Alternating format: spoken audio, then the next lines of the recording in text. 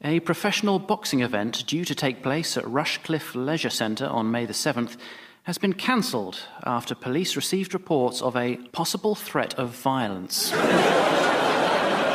Spectacularly, this is the news that the nation has once again been thrilled by the opportunity to participate in local elections like a heroic gladiatorial bloodbath, but with the added aroma of freshly sharpened tiny pencils.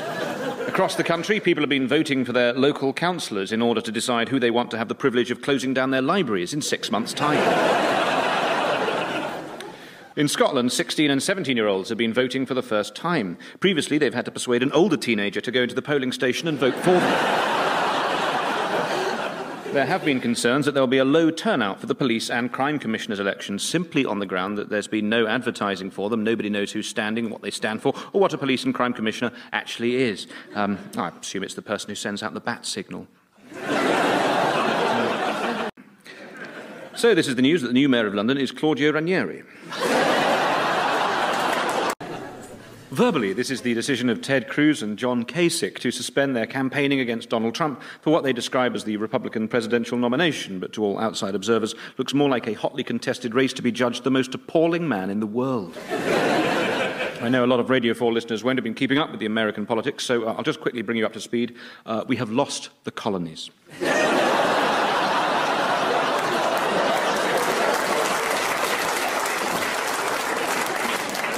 Anyway, Americans now have to choose who they'd rather have in charge, a former Secretary of State who can never seem to remember which email account she's logged into, or a man who believes everything he reads on the internet. Whatever happens, I think it's safe to say that it was a pleasure knowing you all. Let's take a moment to grab some tins and we'll reconvene in the bunker.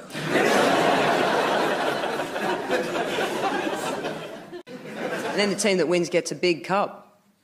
It's electrifying stuff. I wish they actually just got a big cup, like those ones you get from Sports Direct when you walk. What I love about this is, I think I like it. I mean, I love this story. And I'm not a Leicester fan at all, but their main player is this guy called Vardy, who looks like he's only ever eaten crisps.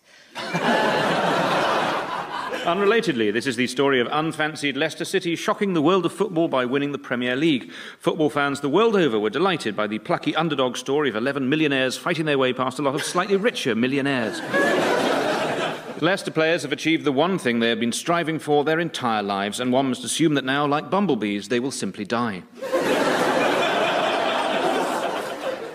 No, it's a lovely story, and I only wish Leicester's most famous resident, Richard III, could have lived to see it.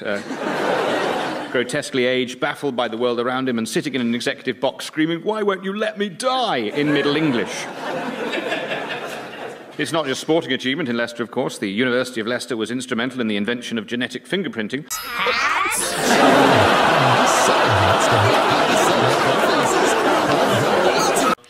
A pilot caught on camera attacking a policewoman has been charged with assault and creating disturbance. The prosecution objected to the pilot's release on bail, saying he's a flight risk. Are you a man aged over 40? Windsor Lions Club is offering free prostate cancer checks with the help of a local estate agent. Shut your stupid funnel up! Flippity-flap, flappity-flap. May we come in so we'll be dry? Contains scenes of horror.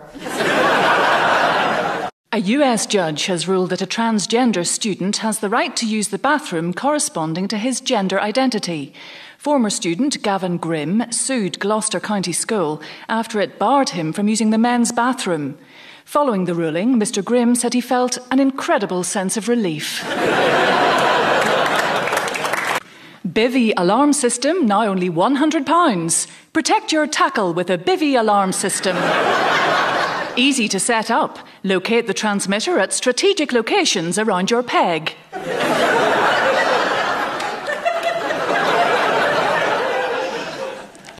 Good morning. On the programme today, are you in denial about your hearing loss? Or perhaps someone close to you might be? Keep listening. Enough! Goodbye. No!